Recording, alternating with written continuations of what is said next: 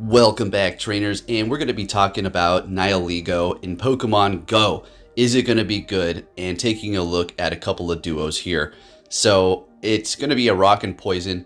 Now, unfortunately, it's not that great. And another unfortunate thing is poison is probably one of my favorite types on top of fighting. So I did go pretty hard. I was just raiding a bunch just because I knew I wasn't going to be here for long and I just wanted to collect it. You're going to see how unfortunately disappointed it is in Master League. We're not going to use it. You can go check out somebody else. I'm not going to use it right now. I'm not going to invest that rare candy at all.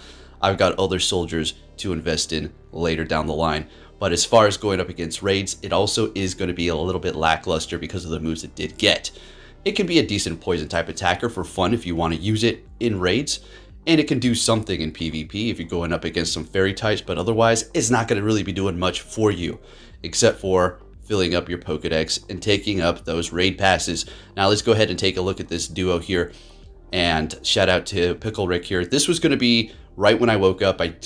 Folks, I was exhausted. I have been getting a little sleep, and I'm trying to gain over here, meaning, lifting weights and eating and trying to gain a little bit of muscle. And if I don't get my sleep, I'm doing everything in vain. So I gotta get it going here. So anyways, I wake up. This is the first thing I see, and I see no other people in the lobby. I don't have the correct moves TM'd on my strongest Pokemon that I could potentially use, which you're going to be seeing in the next raid here. So I just go in here with what I got, the level 50 Excadrill, and we're still able to do this no problem. So if you were able to go out there and just duo these, not necessarily for as many candies as possible from this, but maybe for the rewards that you're getting from the raids. Because again, maybe shoot for the 100. I wanted that just to have it. Like the Torkoal 100. Can't believe I got that during GoFest. Probably my highlight, as well as the shiny Shroomish. But 100 Torkoal regional? Come on, that's amazing. Right? Even if you go to the place with the regional, the chances you get 100 are still slim to none. So I know the shiny rates weren't great, but you got to think about the items that you got out of the raids. Or I'm sorry, out of the GoFest ticket. And, in that aspect, it's worth it, but the shiny rates were garbage, and I know that. Some of the biomes as well, we already talked about that. But as you can see here, this was a very easy duo. And I'm not half awake. Athena sleeps in the room with me, so just duoing this, had the window open. Beautiful day. First thing I get is this duo here, so we're starting off the day. But I got a little anxiety because I'm behind, all right? So don't like to start my days late. That's somebody who likes to do things and get things out of the way and very organized. Starting your day late, not too great.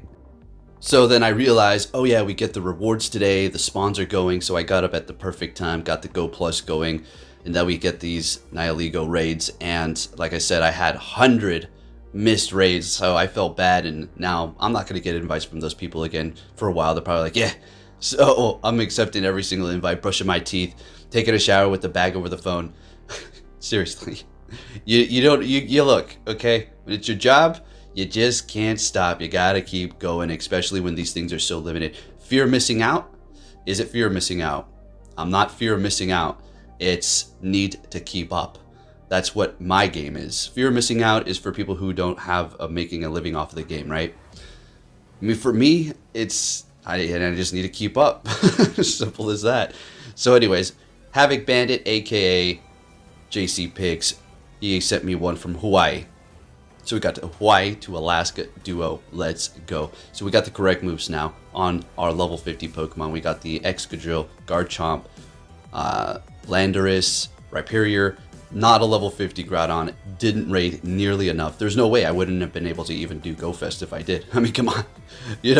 Like we were discussing that. So Excadrill is going to be your best counter because it is going to be resisting every single move that it throws at you because of both the ground and the steel type. So it's going to be pretty nice here. And we're going to briefly take a look at the end at PV Poke to see how good it is. Like I said, I'm not going to use it because I'm not investing the rare candies. I don't need to jump on that. Hurry up and make this video for this thing, get it up first train because I'm not this one. It's an Ultra Beast. It does look pretty cool, but I'm gonna have to tell you all, just save your rare candies and save your Stardust for this one, unfortunately. But like I did say, if you want to power it up to like 40 or something, just for a unique poison type attacker in raids, hey, by all means. Now Niantic could have made this good because it has horrible moves, and that is the problem. If they gave it good moves, it could have been something amazing. Although its typing is, let's just say, curious at that poison and rock, putting it at a pretty big disadvantage when it's coming to that ground typing, and it just really is not giving it too much of a, I mean, you're protecting it from fighting, I suppose, slightly, and it's not weak to grass. I mean, and a few other things in between, but I mean, I don't know. If you could put this in the Great League, you're going to have a little bit of fun. You're going to have a lot of fun with this, but you can't. So, too bad. So sad. Have a lot of fun in the Master League going up against all those steel types, and in the Ultra League up against all those water fighters. And the Shadow Machamp is still going to be destroying it, and 100% absolutely. So Rhyperior, you're putting in the work here. Did do a dodge towards the end just so we can stay alive. Wasn't dodging otherwise, didn't really need to. And that's about it, folks. That's going to wrap it up. I spent way too much money on these, but whatever. Having fun. All right, now let's go ahead and take a look over here at PV Poke. So this is going to be in the Open Master League, 156. Good up against basically Fairies, Ho-Oh, and Gyarados. But the Gyarados, we'll take a look at that. It has Dragon Breath, and it's losing quite hard in the 100s. You don't want to see multiple 100s, especially if it doesn't have a decent moveset. Acid, Rock Slide, and Sludge Bomb? Come on, and Pound? Oof.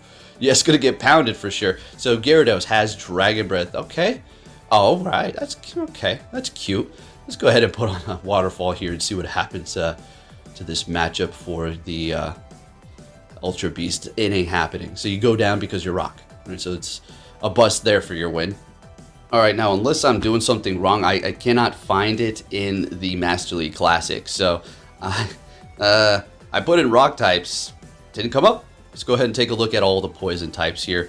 Just the best poison types in general, all the way down until we start seeing Haunters. So we should potentially see this, unless it's not registered. It probably isn't quite yet.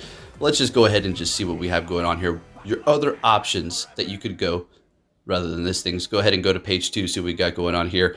A few things that are not quite in the game yet, but you're not going to be seeing it showing up here. Probably not registered yet, a little bit early. But I just want to show you, is it going to be great going up against raids? Well, if you have it powered up to 50, yeah. Otherwise, not really worth your investment. Hope you did enjoy this video. Thank you for watching, and I'll be catching you next time. Take care.